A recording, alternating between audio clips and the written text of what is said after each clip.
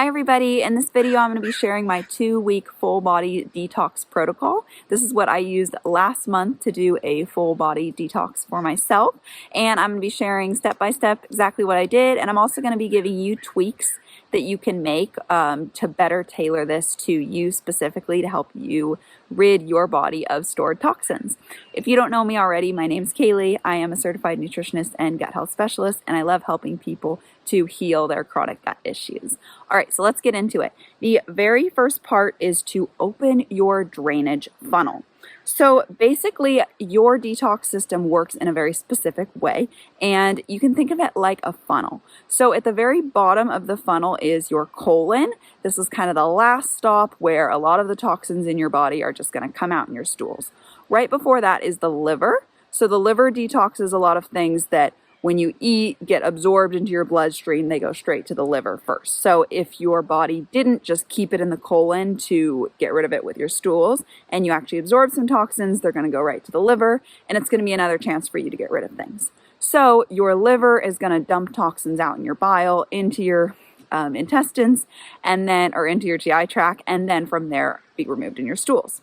Now, one step up from the liver is going to be your lymphatic system. So any toxins that end up in your lymphatic system are going to be dumped into your liver, into your colon, and out. Now, above your lymph is going to be your organs and your cells. So this is going to be a little bit more specific, but basically that's how it's going to go. There are also some kind of side pathways. So your skin can help detox as well. Your kidneys can help detox, and your lungs can as well. So it's just important to understand how that works, because if you were to start doing a hardcore lymph detox and your pathways are clogged up, like if you're constipated, you're going to end up upsurfacing a lot of toxins and not being able to get rid of them. So the very first step is you have to open your drainage pathway. Now, I did this very in depth a few years ago. I spent a few months just really focusing on opening it up, easing into a cleanse, and I did a very thorough one. Since then, I have kept it very open. I have kept up a lot of habits to help keep it open, so I felt fairly confident that mine was pretty open going into this, so I jumped a little bit straight in. But if this is your first time, you really need to go over opening your drainage pathways first. And I have a whole video on that. So if you want more help with that portion, just check out that video up there and you can make sure your drainage pathways are open.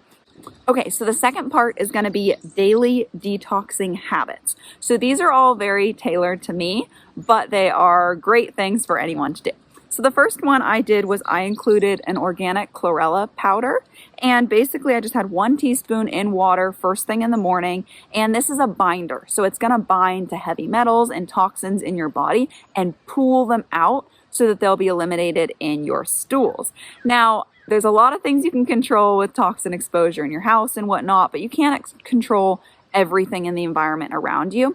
And I hadn't done a binder in a long time, so I just felt that it would be really nice to just have a binder in my detox protocol to really pull some extra things out. Now, for most of them, you want to take them away from meals, because basically it ends up binding to molecules that have this 2+ charge, and there's a lot of nutrients like iron and magnesium that also have that 2+ charge. So if you have your binder with your meal, you'll end up binding to nutrients and make them so your body can't absorb them. So you want to have it away from your meal. You can do other ones. I've done Cellcore's binder in the past. I really liked that one. You can do activated charcoal. You can do spirulina.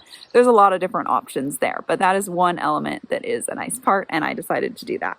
It's really great for supporting your liver as well. All right, so the second thing I did daily was a parasite tincture, and I used one that I had from Cellcore. So this was, I did a whole parasite cleanse a while ago, a few years ago. I never really could tell if I saw any or not. I don't really know if I had them, but it was just kind of part of doing a bigger cleanse and really working on my health. I thought, why not? I'll do that. So I had it left over and I wanted to use it up, and I thought it'd be kind of a nice extra thing in my cleanse. So, again, this is tailored to me, and this might be something you want to add, maybe not. This particular tincture had sage, tansy, thyme, epizote, black walnut, holy basil, clove, and hydroxygen. So I only did it for the first week because then I ran out. Like I said, I was using this one up that I had a while ago. But I do feel like it was a nice addition for sure. Okay. so the next thing I had is cod liver oil. I got mine from Green Pastures. Now, this isn't quite as much of a cleanser, but it's a little more of a builder. I just kind of use this opportunity of changing up my health routine a little bit to add it in. It's something that's very common ancestral food. I've definitely recommended it, but I hadn't tried it personally, so I just wanted to try it, and I decided, you know what, I'll just add it with my cleanse. So it's really rich in vitamin A and vitamin D and omega-3s. It's really good for your skin, for your teeth, for fertility, for a lot of great things that I care about. So anyway, I decided to try that. I liked it a lot. I did notice my skin actually looked clearer, so that was pretty cool perk. Not 100% sure if that's from the cod liver oil or not, but I have heard a lot of other people say that as well. So I really enjoyed it. It's kind of funny at first. I thought it tasted disgusting, and I was like, why did I not pay more to buy the capsules of this instead of the little like syringe where you squirt the oil into your mouth? But now I'm starting to crave it. It's weird. It's really good. Now I like it. So I guess it's an acquired taste. So then the last kind of daily thing I have is just other typical health habits. I just wanted to note I'm really focusing on this video on what are the things I added or changed to really go that extra mile on the detoxing. But I do a lot of things day to day that are gonna already aid detoxing. So exercising, clean eating, getting at least 8 hours of sleep, having bowel movements every day, reducing toxin exposure, getting all my nutrients in. So I do a lot of things that help with detoxing regularly every day. So yeah. All right, so part 3 is going to be other cleansing habits. So these are things that I didn't necessarily do every single day, but still played a big role in my little 2-week detox. So the first one is doing an infrared sauna. So I found a yoga studio like 10 minutes from my house that had an infrared sauna where you could book just 45 minutes in the infrared sauna. So I thought that was pretty awesome. I always kind of thought, oh, sauna's just not really something that I have access to, but I'm really glad I looked it up because that felt really good. Sweating is so good for you. It's really good for lymphatic drainage, and then the infrared actually works on your cells and organs too, so it's a really deep detoxer. Sweating, you're detoxing out your skin as well, but it really helps a ton. One book I read, Detoxify or Die by Sherry Rogers, really emphasized the importance of infrared saunas, and she was saying that's one of the best things for detoxing. So I was really excited to try that. It was really fun. I don't know, it's just relaxing and it was really nice. So I did that. Another thing I did was dry brushing 3 times a week. So that's really good for supporting your lymphatic system as well. If you want to learn how to dry brush, I have a whole video on how to do it. So I'll link that one up above. Okay, another thing I did was drink a detox tea, a liver detox tea that I make, or have like lemon ginger tea, or I threw apple cider vinegar in there a few times as well. So all of that is just stuff to support bile flow. So the acidity of apple cider vinegar or lemon juice helps to stimulate bile, or the bitterness of some of the herbs like dandelion root or burdock will also stimulate bile flow. And when you get your bile flowing, that's going to help you to get rid of toxins from your liver. So I also did the neti pot a few times. I'm not really prone to congestion. It's just not what I'm prone to, but I had it, so I figured, why not just do a little extra? So I did do the neti pot. I also did the tongue scraper, where you're scraping your tongue with this metal thing to get the ama or mucus off. And I did do a bath one day as well.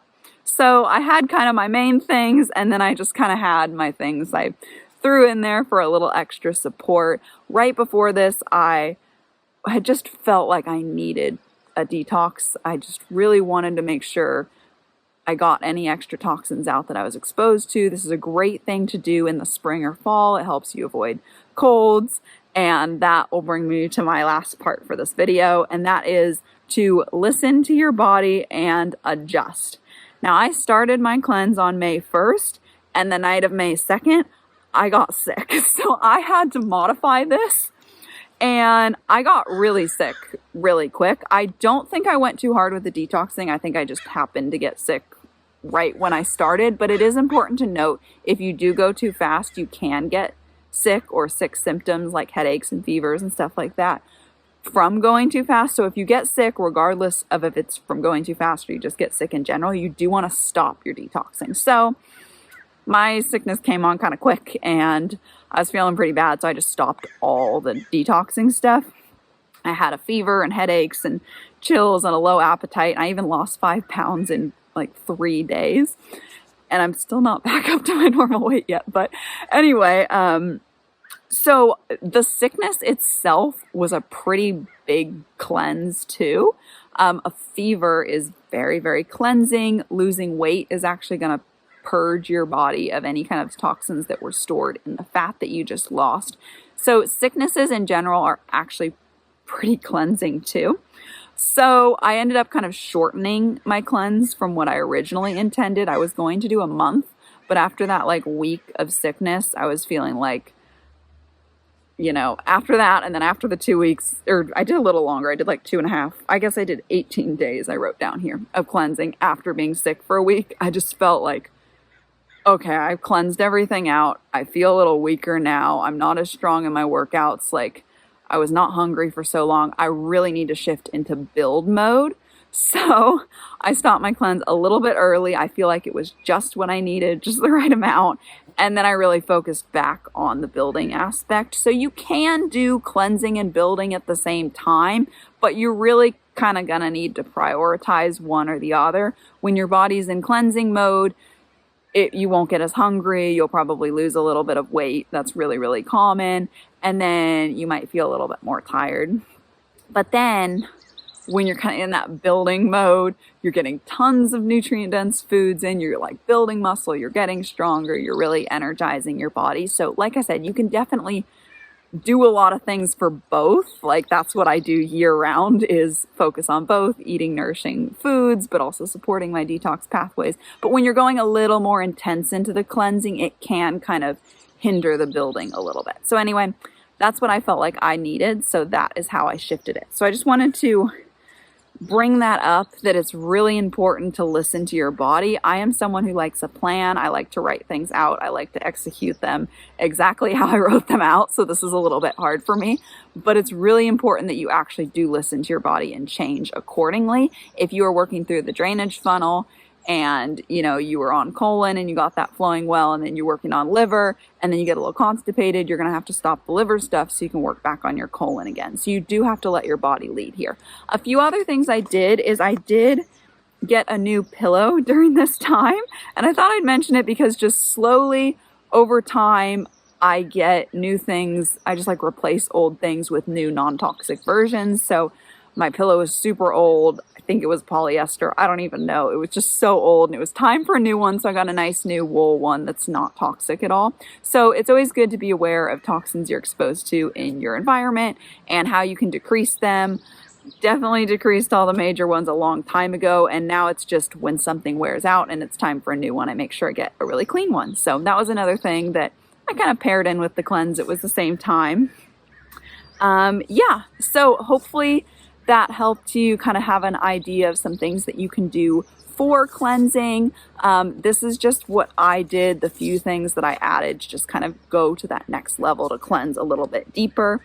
If you want more help with personalizing it to you, that is something I do with my clients. I do go over cleansing very in depth. So if you want to learn how to customize a detox protocol for you, if you're dealing with constipation or you have slow bile flow, or you just have any issues that you want more help working through, or you want to heal chronic illnesses, chronic gut issues, that's definitely something I could help you with. So if you want to learn more, I will leave a link down below where you can book a call with me, and I would be happy to share more about how I can help you with that.